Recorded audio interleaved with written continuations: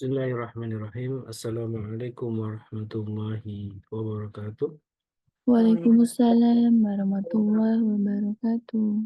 Alhamdulillahilladzi anzala sakinata fi qulubil mu'minin liyazdadu imanan ma imanihim.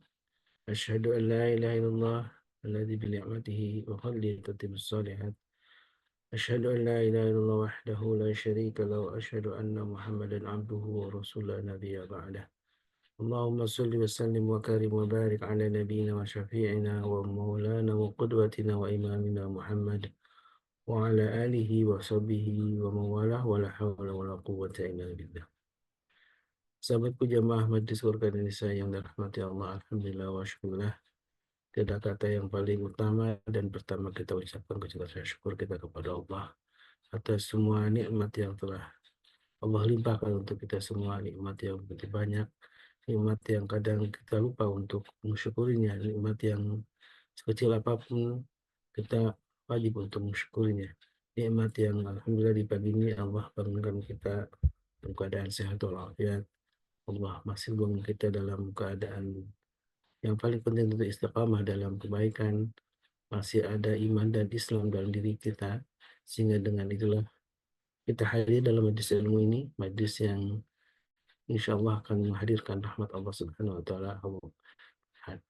Sebuah majlis yang disebutkan dalam sabda Nabi yang mulia, Allah turunkan para malaikat untuk mengaminkan doa-doa kita, bahkan dalam sabda yang lain disebutkan para malaikat mendoakan kita, bahkan Allah menyebut orang-orang yang selalu hadir istiqamah dalam majlis ilmu yang disebut juga dengan majlis zikir, karena disitulah Allah disebut-sebut dalam majlis ini dalam rangka kita untuk meningkatkan keimanan ketakwaan kita. Salawat dan salam tentu senantiasa kita curahkan kepada baginda Nabi kita Muhammad SAW beserta keluarganya, para sahabat, dan juga mudah-mudahan kita termasuk umatnya yang kelak akan mendapatkan syafaat dari beliau. Amin Allahumma amin. Sahabatku yang dimuliakan Allah, di pagi ini alhamdulillah kita kembali pertemukan dalam majlis yang di hari Selasa masih didampingi oleh guru kita Babe Haikal, dan di pagi ini kita melanjutkan sebuah tema yang sudah kita bahas di Senin kemarin tentang keluarga. Tentunya keluarga menjadi satu aset besar, aset yang sangat penting yang harus kita jaga, karena keluarga akan bisa membawa kita ke dalam surganya Allah. Sebaliknya juga keluarga bisa jadi menjerumuskan kita ke dalam neraka. Dan itulah sebuah firman yang selalu diingatkan oleh para guru kita dalam Al-Quran Karim surat Tahrim ayat 6, disebutkan ya ayyuhalladzina amanu qu anfusakum wa ahlikum nara, wahai orang beriman, jagalah diri kalian wa ahlikum dan keluarga kalian dari api neraka. Nah, itulah jamaah kalau Allah, tentu pandas inilah yang senantiasa kita pegang ketika kita beraktivitas untuk membangun keluarga yang baik, sakinah mawaddah rahmah, yaitu keluarga yang tentu panduannya adalah dari Al-Quran dan Sunnah dari Nabi kita Alaihissalam. Dan di kemarin kita sudah membahas tentang tema penting bagaimana keluarga dari sisi bahkan sebelum kita berkeluarga, tentu bagaimana menikah. Sebuah pernikahan disebutkan dalam Al-Quran Karim akan mendatangkan pada rezeki, ya. Menikah membuka pintu-pintu rezeki. Inilah yang ditemukan kita betapa Allah Subhanahu wa taala begitu banyak sekali dan disebutkan yakumul fuqara yughnihimullahu agniya. Jadi jika kalian kita ini dalam keadaan fakir, maka Allah menjanjikan akan memberikannya kecukupan. Inilah yang disebut dalam sabda Nabi yang mulia tentang pentingnya juga ada 3 golongan orang yang Allah tolong. Salah satunya orang yang menikah karena ingin menjaga dirinya.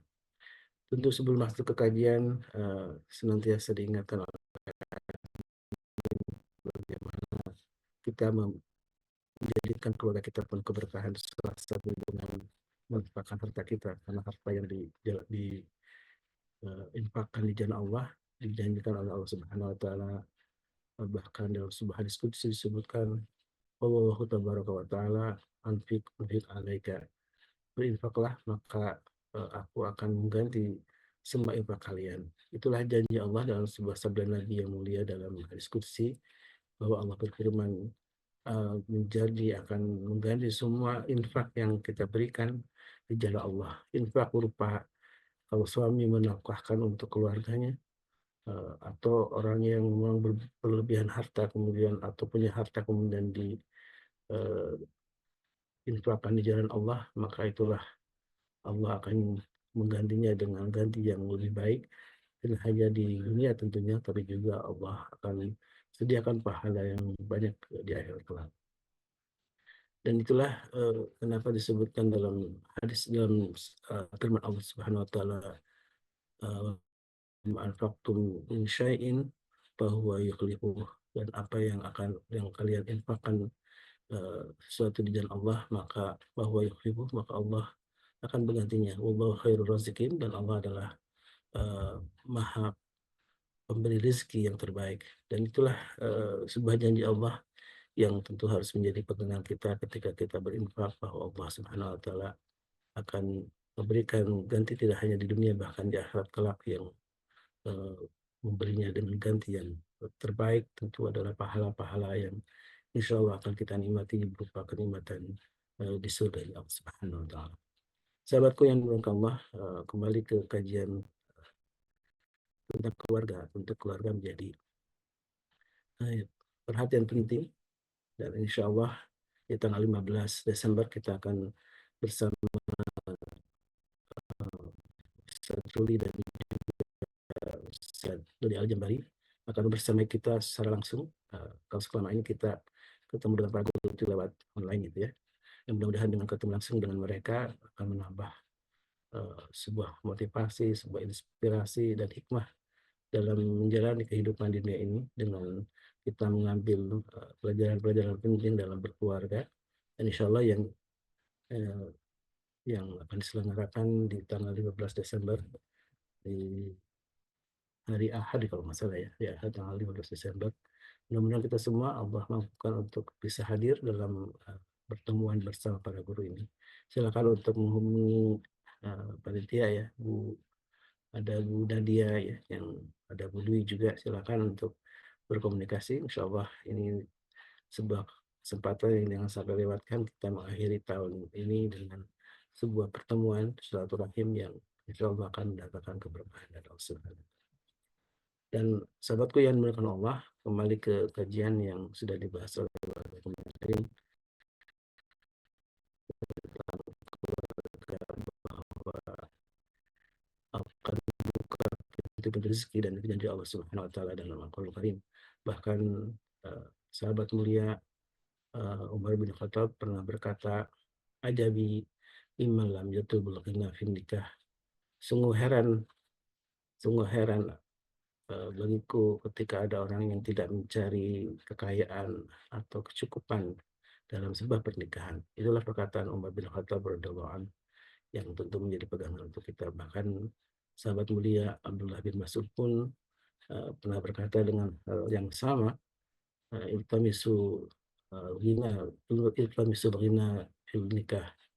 Maka carilah al-ghina, kekayaan atau kecukupan dalam sebuah pernikahan. Inilah pesan-pesan atau nasihat dari para sahabat Nabi yang mulia untuk kita semua tentang bagaimana nikah itu ternyata, mendatangkan pintu rezeki, dan sebagaimana disebutkan dalam, ayat yang sudah di-share, dalam admin ya, dalam undangan tentang betapa pentingnya, menikah, karena menikah Allah akan cukupkan kita semua. Dan alhamdulillah Babe sudah hadir bersama kita, kembali akan, eee, membahas tentang tema ya,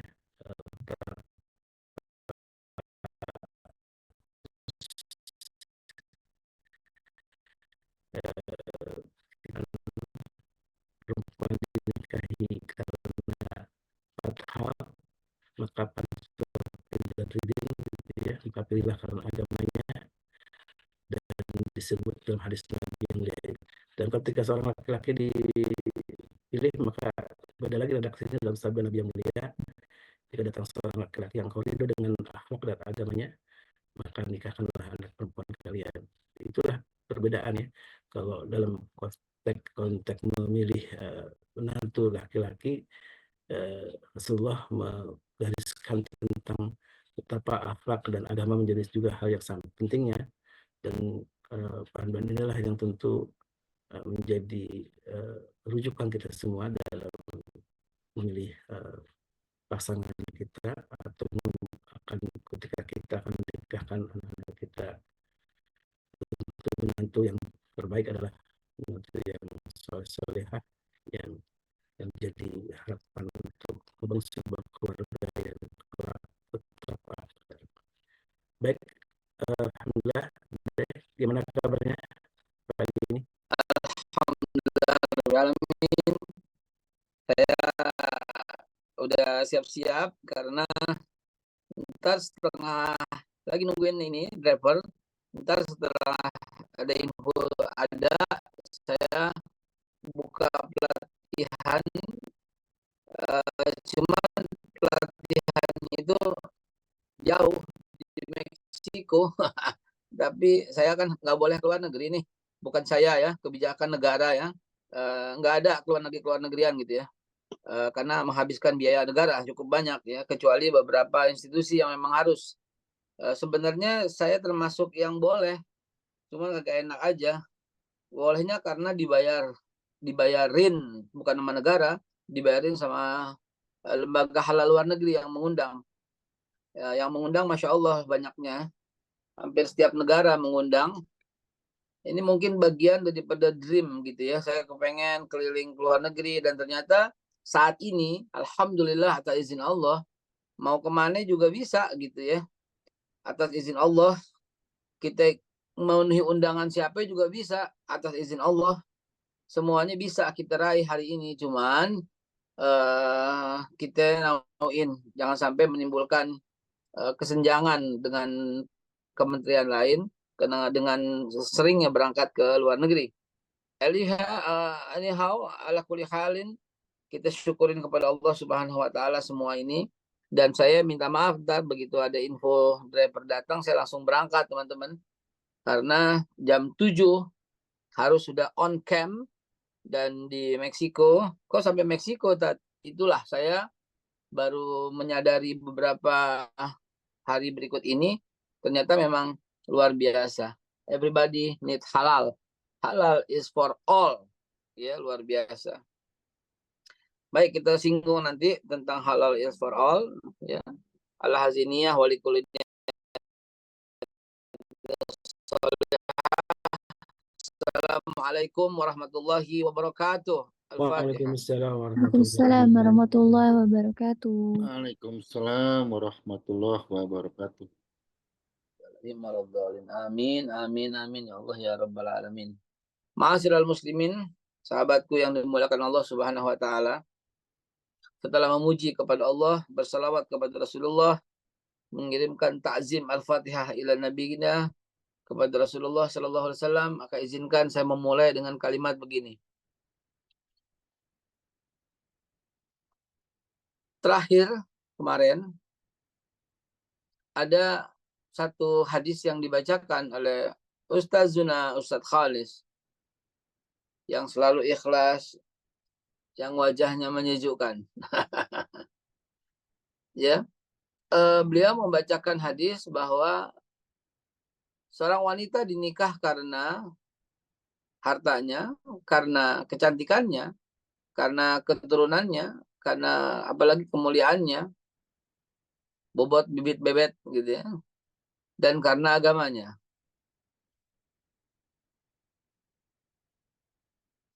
Namun Rasulullah Shallallahu Alaihi Wasallam minta yang bagus agamanya.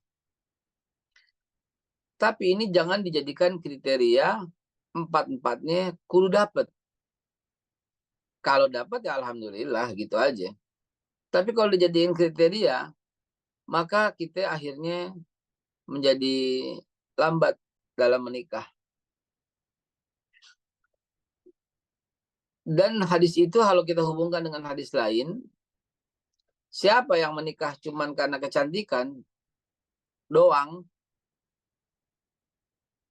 Allah nggak tambah nanti kecuali keburukan yang dipandang. Dulu bagus, sekarang jelek, begitu akhirnya. Kalau menikah karena kekayaan, Allah nggak tambah kecuali dengan kemiskinan. Itu hadisnya. Ntar akhirnya ribut. Dulu kaya, sekarang kok jadi susah. Gara-gara gue kawin sama lu jadi susah. Berantem kan akhirnya. Dulu gue sebelum kawin sama lu kaya, habis kawin sama lu belangsak.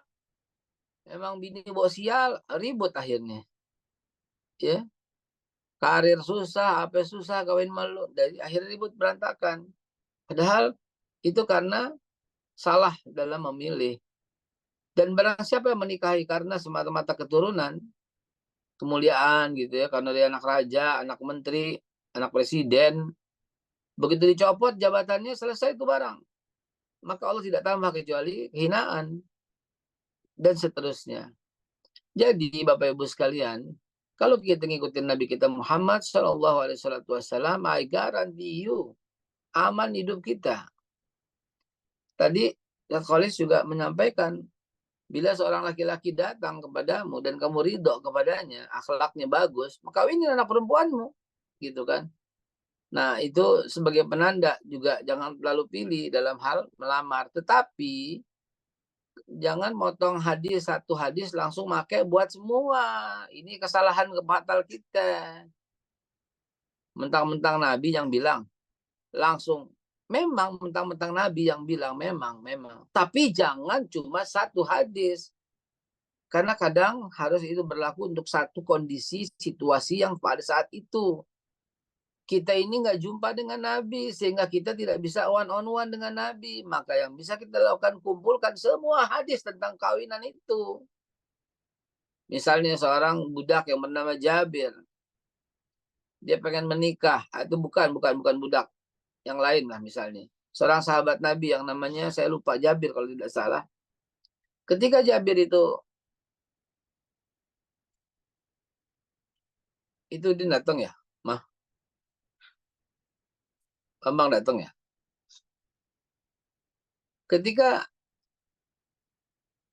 Rasulullah SAW berdatangan seorang laki-laki yang sahabat dan izin sama Nabi, saya akan menikah. Nabi suruh, oh iya, Nabi suruh, kamu udah lihat, gitu. Kamu udah lihat belum ceweknya? Kalau kita bilang calon mempelai kamu tuh kamu udah lihat belum? Gitu kan.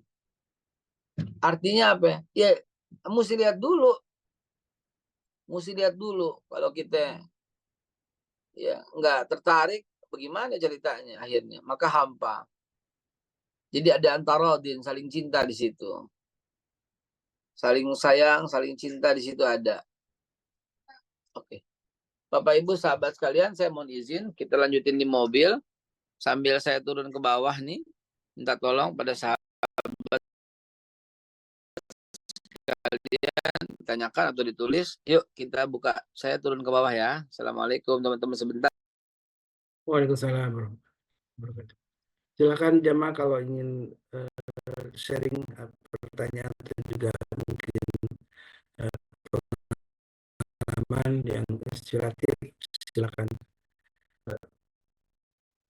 on screen ya.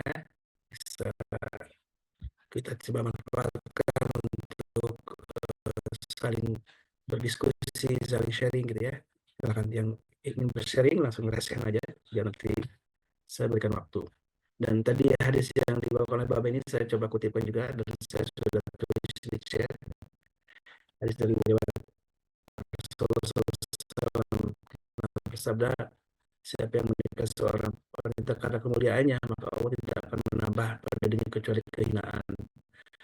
Dan siapa yang menikahi seorang padanya kecuali kefakiran, siapa yang menikahi wanita karena kedudukannya, maka Allah tidak menambah pada dirinya kecuali kerendahan. Dan siapa yang menikahi seorang wanita karena tanpa sebab apapun kecuali untuk menahan pandangannya, menjaga kemaluannya dan juga menyambung silaturahmi, maka Allah akan senantiasa dikutip oleh Babe ya. Dan bisa kita baca, mudah jadi inspirasi kita untuk menjadi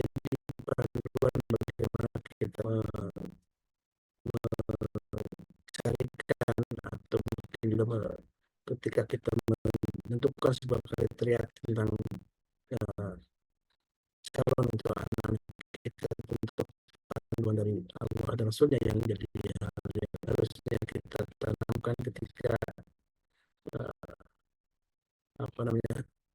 menikah, bahwa menikah itu akan mendatangkan itu kita tanamkan dalam diri kita. Mudah-mudahan Allah akan kabulkan semua doa kita untuk mendapatkan kecukupan, kekayaan, keberkahan harta melalui sebuah pernikahan. Untuk kita yang sudah menjalani pernikahan, hambatan, ujian itu ada juga yang kita temukan kesulitan dalam ekonomi misalkan. Tentu ini juga menjadi hal yang bisa yang bertanya, sudah menikah tapi tidak membuka pintu rezeki. Ini mungkin juga harus dibahas dalam kacamata yang sangat panjang, yang banyak ya. Jadi dengan perspektif yang beragam inilah kita akan bisa melihat tentang ternyata pernikahan itu mendatangkan pintu rezeki. Kita hanya memahami mungkin rezeki dalam artian konteks harta, padahal rezeki begitu banyak luasnya, begitu luas yang disebut dengan rezeki Allah Subhanahu Wa Taala, rezeki kesehatan, rezeki kenyamanan, bahkan ketika kita punya anak, barang itu rezeki ya. Dan Allah menjanjikan tidak ada satupun makhluk yang ada di muka bumi ini kecuali Allah sudah tentukan rezekinya. Tentulah sahabatku yang berkah Allah untuk membahas tentang rezeki Allah ini jangan hanya kita batasi dalam bentuk harta ya. Rezeki yang disebutkan oleh Imam At-Tahawi, bahkan harta ini menjadi sebuah rezeki yang rendah. Di atas itu ada satu kesehatan adalah rezeki di atas harta. Bahkan setelah itu ada rezeki berupa keluarga yang sakinah mawaddah warahmah, itu juga rezeki yang harus kita syukuri. Ketika kita punya anak-anak yang soleha gitu, itu adalah bagian dari rezeki Allah bahkan untuk kita semua. Dan rezeki paling agung disebutkan oleh Imam Asy'arawi itu adalah rezeki berupa iman dan amal soleh yang disebutkan juga dalam Al-Qur'an Karim, qad ahsanallahu lahu rizqa. Allah telah memberikan baginya sebuah rezeki yang paling baik, yaitu adalah beriman dan bisa beramal soleh. Dan itulah jamaah Allah.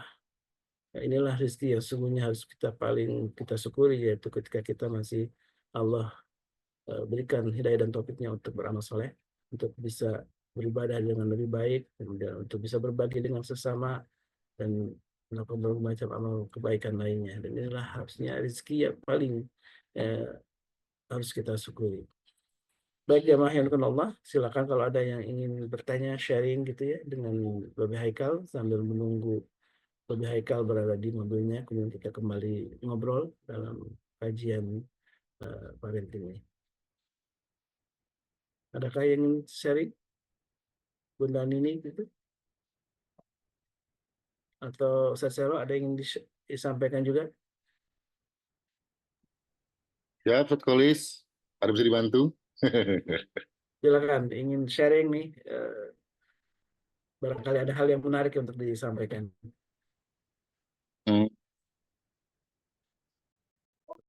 Kait ini ya, pernikahan ya. Masya Allah tuh. Kalau boleh sharing sih memang antum kan saksi sejarah ya. Gimana kita dulu menikah gitu kan. Benar-benar nggak punya apa-apa ya.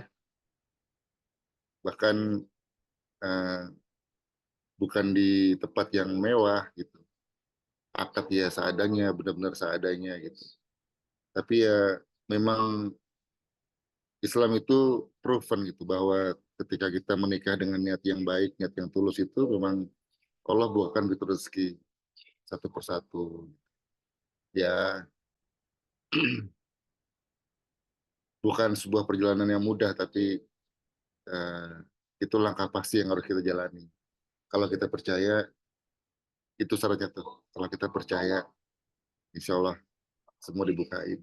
Itu sih, Ustaz Kolis. Insya Allah nih. Bunda Nini mau sharing nih, yang sudah berapa tahun di Bunda Nini ini menjalani Wah pernikahan? senior nih, senior kita nih Bunda Nini nih. Ayo Bunda Senior, sharing. Ya, Assalamualaikum warahmatullahi wabarakatuh. Waalaikumsalam Waalaikumsalam. warahmatullahi wabarakatuh. Ya, kalau itu saya setuju banget ya, bahwa menikah itu benar-benar membuka pintu rezeki gitu. Jadi kalau boleh sharing, ketika saya menikah dulu itu modalnya tuh cuman niat gitu ya, cuma niat, kemudian Allah mudahkan, kemudian keluarga setuju, jalan gitu. Bahkan perjalanannya juga kita awal-awal ngontrak nih, gitu kan. Awal-awal ngontrak dan itu pun ngontraknya nggak bisa di Jakarta, Tat. Kontraknya di daerah Bekasi yang Jakarta sonoan dikit. Yang Jadi murahan, kalau yang murahan. Udah Jakarta sonoan dikit gitu ya. ya Jakarta sonoan dikit. Terus perjuangannya itu tapi Masya Allah ya. Jadi hikmahnya ketika udah nikah gitu ya karena agak jauh, jadi habis subuh itu udah pasti kita bangun pagi, sholat bareng, terus berangkat bareng. Dan berangkat barengnya itu ya alhamdulillah sih jadi olahraga gitu. Jadi Babe, Ya, ini Babe udah masuk nih. nggak apa-apa, Intinya terus. bener banget. Ya, intinya bener banget gitu bahwa ketika menikah itu membuka pintu rezeki gitu. Setelah menikah kebetulan kan kita di kantor yang sama ya di daerah Jakarta Pusat gitu. Nah itu tiba-tiba yang suami dapat job, kemudian saya juga dapat promosi. Nah itu juga tidak suatu hal yang kebetulan gitu. Mundur, Nah Bang. dari situ mulai kita tambah bersyukur lagi. Ya alhamdulillah setahun ya setelah menikah kita punya rumah gitu. Nah rumahnya sekarang rumah pertama kita ini alhamdulillah kita pakai buat ngaji itu di daerah deket kota wisata sonoan dikit juga Limus Pratama. Nah alhamdulillah sampai sekarang ada sekitar 18 anak yang ngaji hafiz, cuman memang kita santriwati semua. Sampai sekarang kita pakai untuk ngaji itu rumah pertama kita, Tat. 18 orang. Saya 18 orang laki-laki. Situ 18 orang perempuan. Kita kawinin aja semua. Anak-anak Iya. deh, anak-anak. Enggak sih, bukan anak-anak. Jadi lebih ke remaja putri ya, yang nggak mampu sekolah. Ada yang historinya ada dipaksa nikah orang tuanya, lulus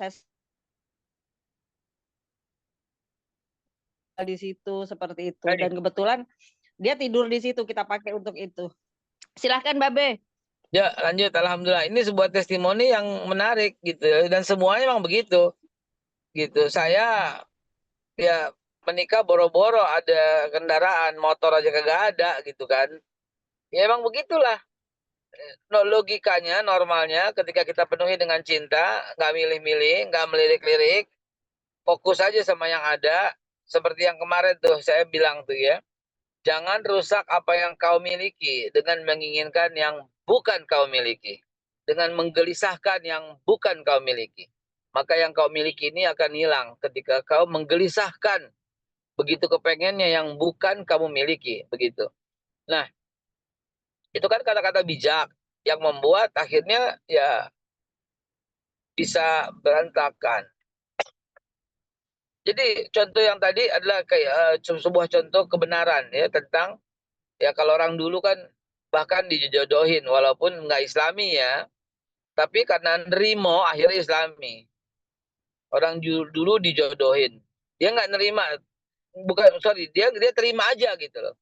Walaupun jalannya itu nggak Islami, tapi karena dia ridho, akhirnya jadi aja gitu ya.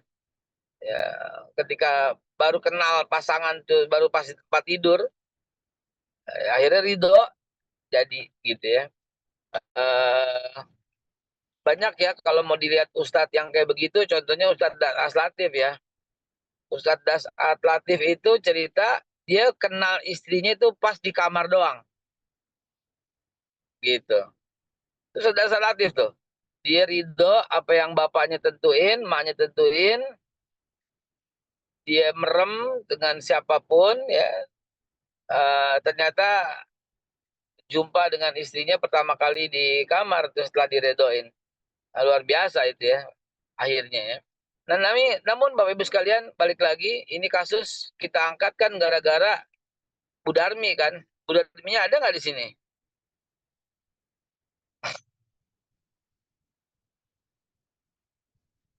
Ada Be. Udah Mana nih. Bu Darmi? Mau jawab loh. Lagi olahraga, Be. Lagi yang paling tuh sambil dengar ketawa-tawa ini ya. Bu Darmi ini kita angkat kasusnya karena Bu Darmi. Karena apa? Karena kita kepengen anak kita dilamar. Doa yang banyak. Karena kita kepengen anak kita dinikahi oleh orang yang tanggung jawab. Oleh orang yang begini gitu ya. Maka kita padukan semuanya. Tadi saya kepotong waktu saya mau naik mobil.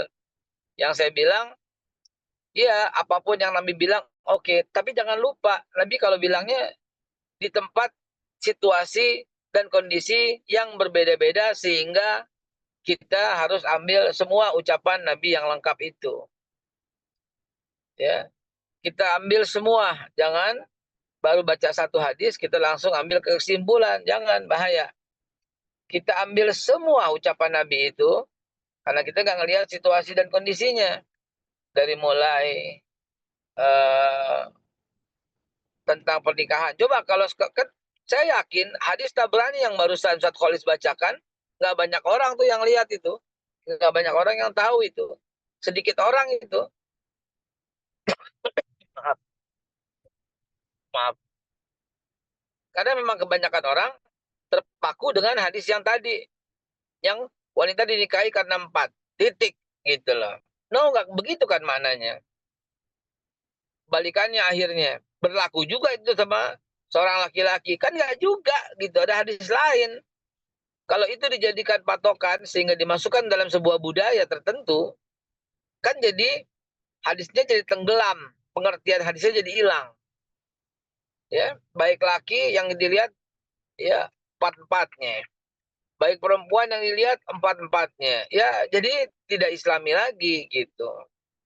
Ya, maksud saya paham, bukan saya melawan adat istiadat, bukan, tapi yang ingin saya ceritakan kepada sahabat dan jamaah sekalian adalah dudukan hadis Nabi ya sebagai hadis Nabi, sebagai patokan utama. Namun jangan satu hadis, kumpulin tuh hadis yang lain. Sebagai contoh, ada yang menjadi fatal dan akhirnya berkembang pesat. Apa itu? Tentang celana cingkrang. Ya, kalau umpamanya patokannya cuma satu hadis Nabi saja, celana yang melewati mata kaki itu neraka. Akibatnya kan kita jadi terancam neraka semua gitu.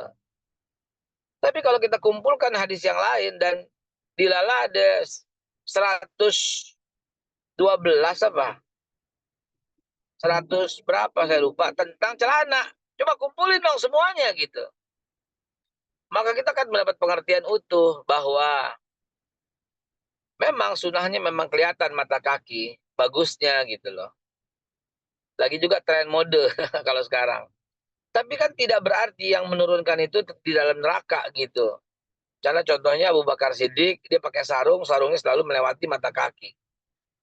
Jadi Bapak Ibu sekalian, kumpulin semua hadisnya, kumpulin semua ilmunya, baru kita bisa mengambil satu kesimpulan. Ini penting untuk kita pahamin, ini penting buat kita tidak salah dalam mengambil keputusan. Nah, Bapak Ibu sekalian, wahai Bapak Ibu yang anak-anaknya udah siap nikah, laporlah kepada Allah Subhanahu wa taala, ya Allah, anakku siap nikah. Atau kita ambil lagi satu kasus, masih ada nih, masih jam 6 lewat 7 menit. Kita ambil lagi kasus, siapa yang kemarin anaknya wanita dan belum mau nikah, nggak mau nikah, cukup mau sendiri aja, siapa? Ibu siapa? Kalau nggak salah Pak Herman ya, Pak Herman. Jadi Pak Herman, pertanyaan dari beliau anaknya yang karena kemandiriannya itu yang belum. Ya, dia terlalu mandiri banget sehingga dia merasa nggak memerlukan titik yang lain lah begitu. Nah, kalau udah sampai pada tahap ini, maka kita harus ngomong baik-baik. Kasih dia pengertian agama yang utuh, yang cukup. Dan Jangan lupa tekniknya, setujui dia. Puji dia. Hebat. Hebat kamu, nak. Kamu telah menjadi seorang yang mandiri. Gitu. Kamu telah menjadi seorang yang hebat. Lalu kita lihat program berikutnya mendelete memorinya. Dia melakukan itu karena ada memori di kepalanya. Dan itu berasa betul-betul nancap di kepalanya. Temennya yang berantakan. Atau teman lain yang ribut mulu. Akhirnya terjadi trauma. Ada KDRT yang pernah dia baca di TikTok lewat, di Facebooknya, dan seterusnya. Akhirnya, keadaan ini membuat dia memutuskan untuk mandiri. Nah, kalau begini, kalau pakai pendekatan agama nggak pas. Jadi Pak Herman mesti cari tahu kenapa ini anak begini. Karena fitrahnya nggak begitu. Saya ulangi ya. Fitrahnya nggak begitu. Fitrahnya itu pasti Allah Subhanahu wa Ta'ala titipkan fitrah itu menyukai lawan jenis. Dalilnya Zuyyina linnas hubbus syahwat. Allah hiasi manusia itu dengan cinta syahwat. Zuyyina linnas hubbus syahwat minan nisa wal banin. Wanita itu Allah ciptakan menjadi syahwat bagi laki-laki. Dan laki-laki Allah ciptakan menjadi syahwat bagi wanita. Itu normal, itu begitu. Ya. Zuyyina, dihiasi wanita, di mana manusia. Zuyyina linnas, itu dihiasi, itu dihiasi. Jadi hiasan bagi seorang laki-laki itu wanita. Dan hiasan bagi seorang wanita itu laki-laki. Dan itu sunatullahnya kayak gitu.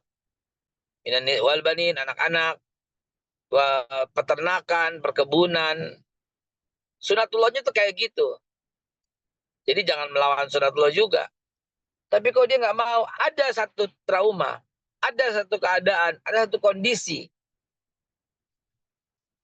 Ada satu keadaan, kondisi, trauma di mana penyebab tertentu sehingga anak nggak mau. Sehingga anak merasa mandiri cukup. Nah, Bapak Ibu sekalian, ini jam berapa ya? Masih jam 6.10, masih santai ya. Ntar aja dulu ya. Di sini aja dulu, Bang. Jadi,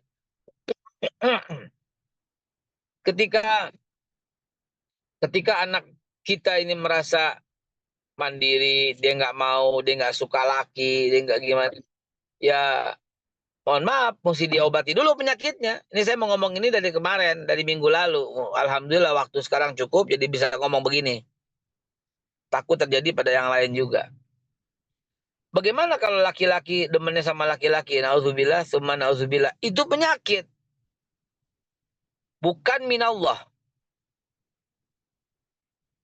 Karena jelas ayat yang lain menyatakan Allah menjadikan laki-laki dan perempuan itu tulen. Nggak ada yang laki-laki ke perempuan-perempuanan. Dan nggak ada yang perempuan ke laki-lakian. Ya, dalilnya adalah Inna khalaqnakum min dzakari wa unsa. Ya ayuhan nas. Al-Hujurat ya. Inna khalaqnakum min zakar wal unsa. Kami ciptakan manusia itu dengan zakar, tulen laki-laki. Bukan dipakai rijal di situ, zakar. Berarti udah kelamin. Wal unsa. Dan juga perempuan tulen. Zakar, unsa ini diterjemahkan juga sebagai kromosom. Ya. Allah Subhanahu wa Ta'ala ciptakan pasti XX atau XY. XX itu laki, XY itu perempuan. Nggak ada yang YKK, itu resleting. YKK itu resleting ya. Pasti X, X atau XY. Itu tulen. Lah kok dia laki-laki, kok demen sama laki-laki. Itu kena penyakit. Lah kok perempuan demen sama perempuan. Itu kena penyakit. Murni. Itu WHO yang menjatakan. That's the disease. Itu penyakit. Lah kok dia laki-laki, dia nggak mau sama siapa aja. Dia nggak suka laki-laki, nggak suka perempuan. Itu trauma. Ini perempuan. Kok dia mandiri aja, nggak mau laki-laki, nggak mau juga teman perempuan yang lain. Itu trauma. Jadi jelas. Normalnya laki-laki senang perempuan, perempuan senang laki-laki. Normalnya. Itu fitrah.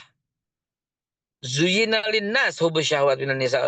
Itu ayat yang saya bawa ya, nggak main-main. Lagi pula fitrah itu kata Nabi juga kullu mauludin yuladu alal fitrah. Ya lahir tuh dengan keadaan fitrah. Fitrah Allah, fitratullah, fitrah Allah, fitrah manusia. Maaf, fitrah manusia yang Allah berikan maksudnya. Maksudnya Allah memberikan fitrah kepada manusia.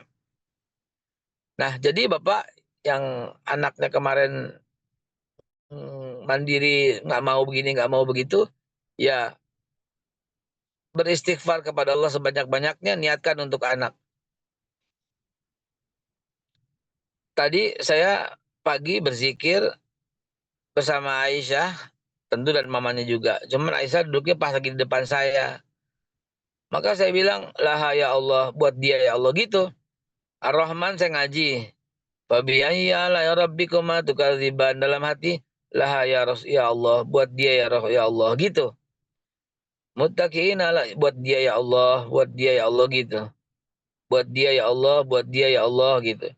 Ketika saya baca Allahumma anta syafi la syifa'un la syifa'uka syifa'u la yughadiru saqama, laha ya Allah, buat dia ya Allah. Karena kebetulan Aisyah yang biasanya habis zikirnya itu di samping, di belakang pakai bantal sambil rebahan gitu. Tadi zikirnya persis di depan muka saya gitu. Buat dia ya Allah gitu, buat dia ya Allah, buat dia ya Allah, buat dia ya Allah gitu.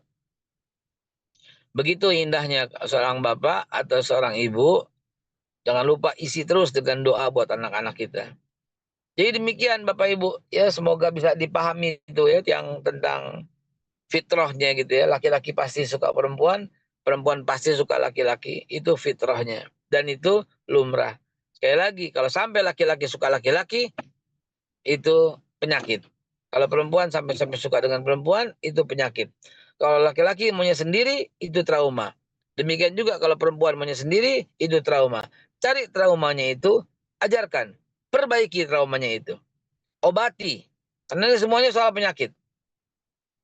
Ya, kalau andai kata semua laki-laki seperti itu, tidak ada keturunan di dunia ini. Musnah dunia ini.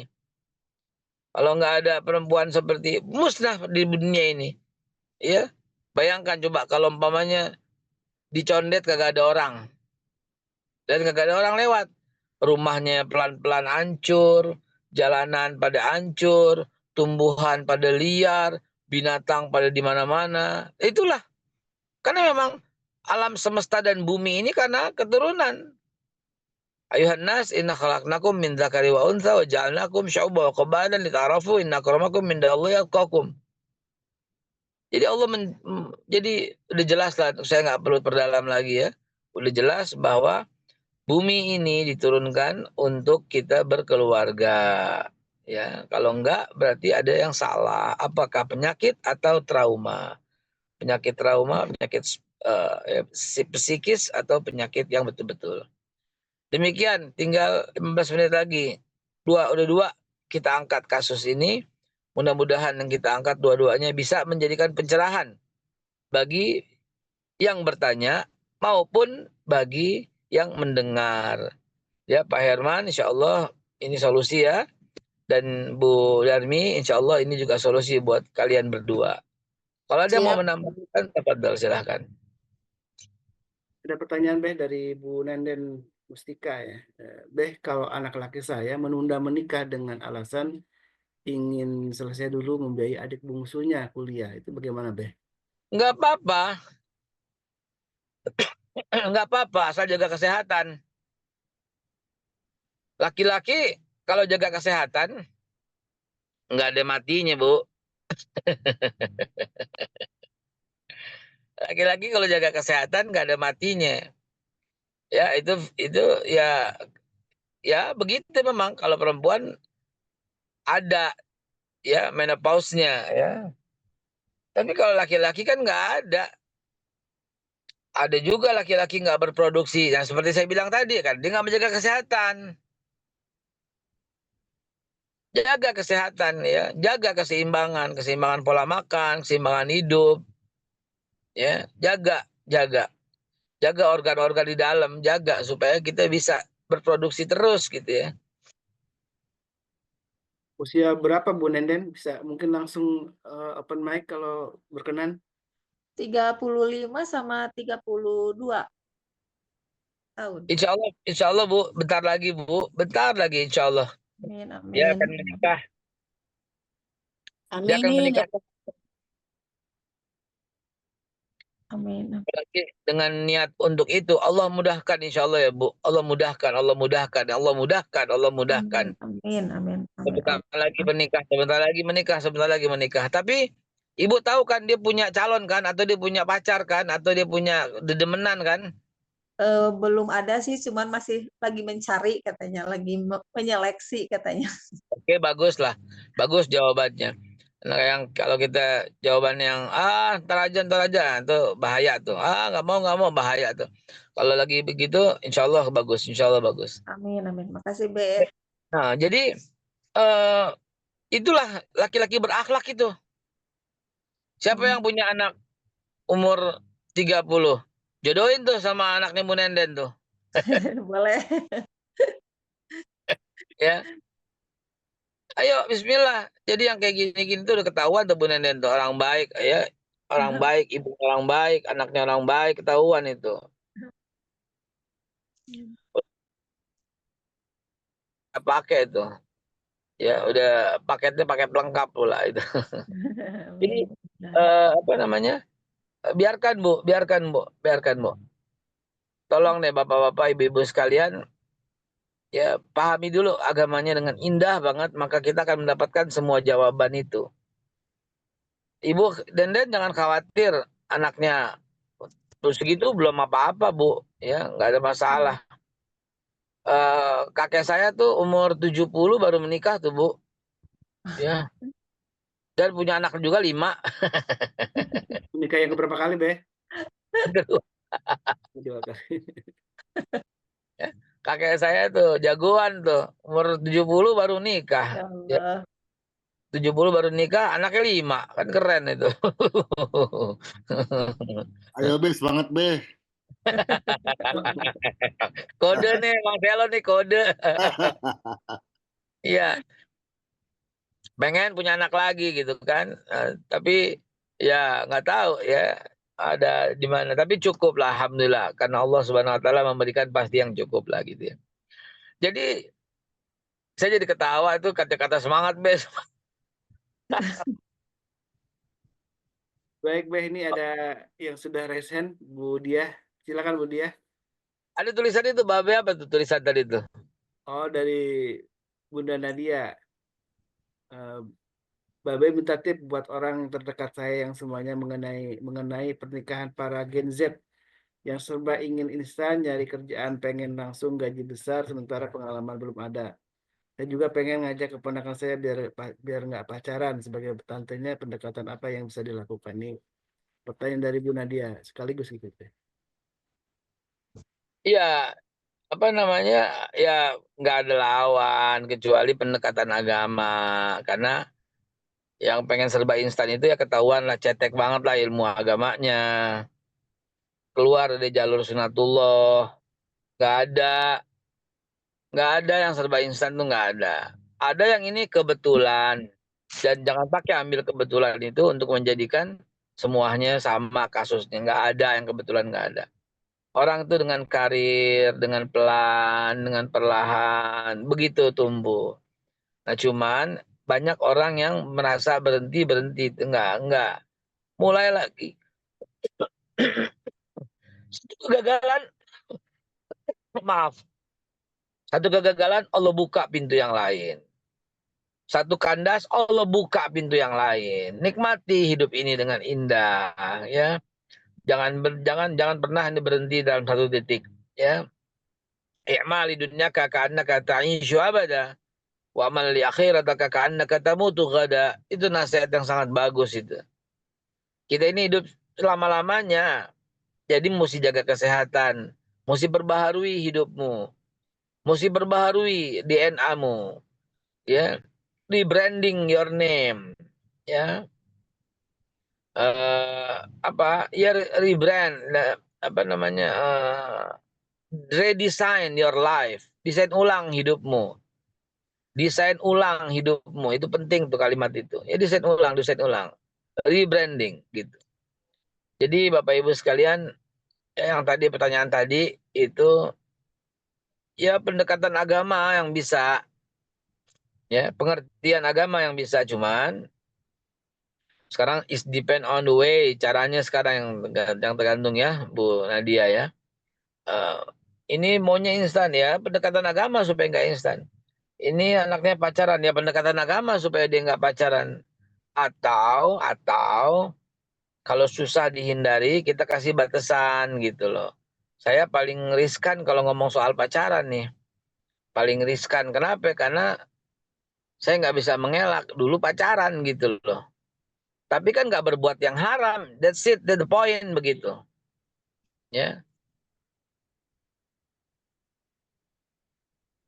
Jadi bukan pacaran kayak orang-orang sekarang bagaimana. Dulu kita pacaran di masjid. Bukan pegangan tangan, pelukan. Bukan. Ya, ini calon gue nih, sayang apa kabar gitu-gitu gitu loh. Ya, hadiah kita perhatiin gitu kan. Kita malam minggu kita datang bawa makanan, ngobrol sama bapaknya, ngobrol sama emaknya saya. Ya, sama bini saya tuh begitu. 11 tahun kita pendekatan tuh, 11 tahun kita dekat. Tapi 3 tahunnya yang nyata. Ya, 8 tahunnya apa? Secret apa? Backstreet apa? Yang nggak ketahuan itu. Secret admirer. Backstreet. Backstreet. Backstreet ya, ngumpet-ngumpet karena malu Ustadz pacaran. Ya, bukan pacaran, kita taaruf, kita nggak pernah berbuat yang haram, kita datengin rumahnya jelas-jelas terang-terang, nggak ngintip-ngintip gitu ya, bawa makanan, bawa minuman, ngobrol sama bapaknya, ngobrol sama emaknya gitu, ngobrol sama kakaknya gitu. Nah, karena emang waktu itu anaknya masih kecil sih ya, jadi malu gitu, udahlah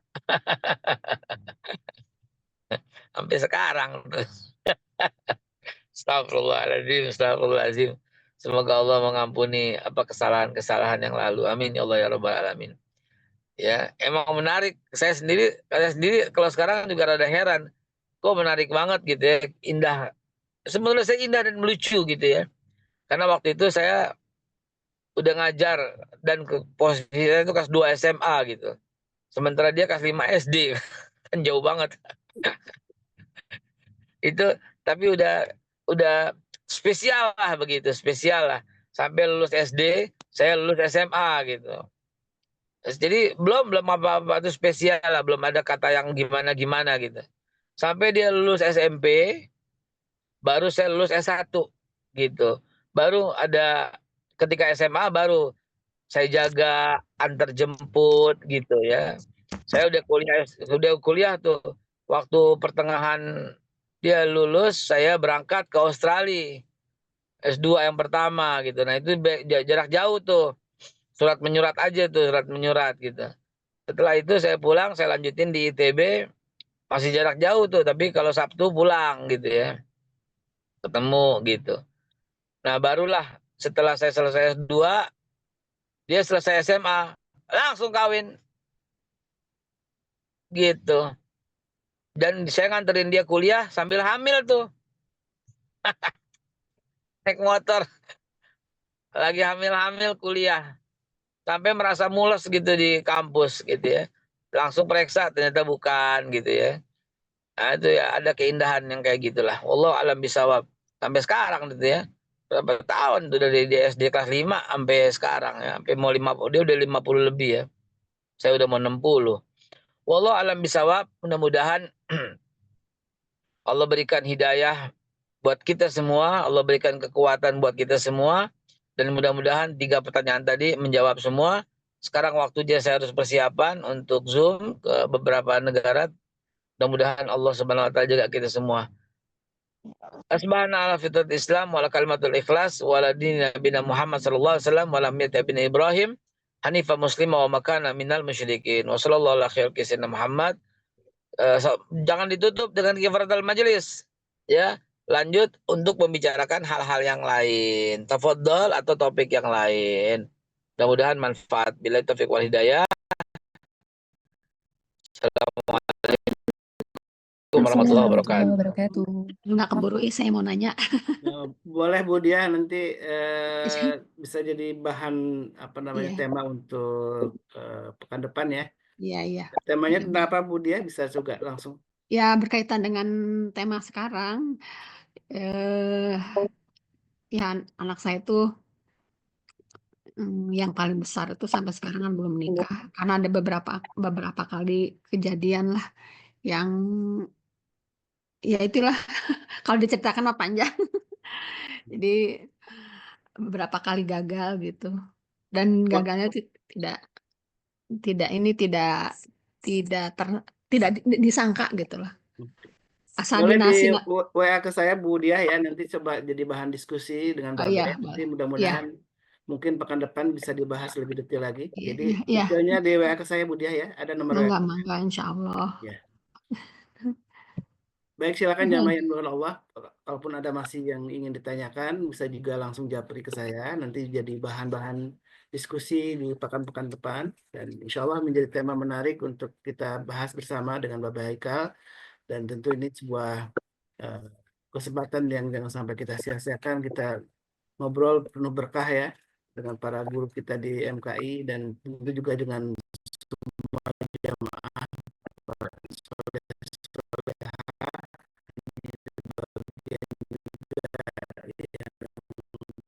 menghadirkan ridho Allah Subhanahu wa taala untuk kita semua. Tentu saya selalu berdoa kepada Allah, mudah-mudahan Allah berkahi kita dan bersama keluarga kita, dan walaupun ada yang sedang sakit, maka ya Allah angkatlah penyakitnya dan juga berikanlah kesembuhan untuk saudara-saudara kita semua. Dan juga kalaupun ada yang sedang ada kesulitan, maka kita doa juga mudah-mudahan Allah berikan jalan keluar terbaik untuk saudara-saudara kita.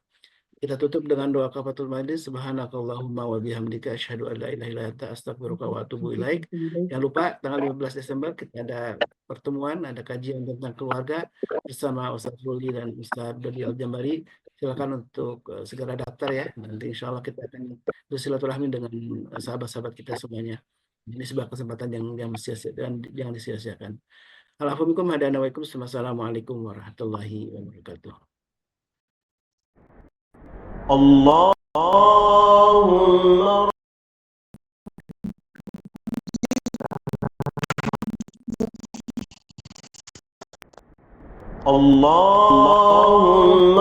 arhamna bil Qur'an waj'alhu lana imaman wa nuran wa hudan wa rahmah. Allahumma dhakkirna minhu ma nasina, 'allimna minhu ma jahilna, warzuqna tilawatahu ana al-layli wa atrafan nahar, waj'alhu lana hujjatan ya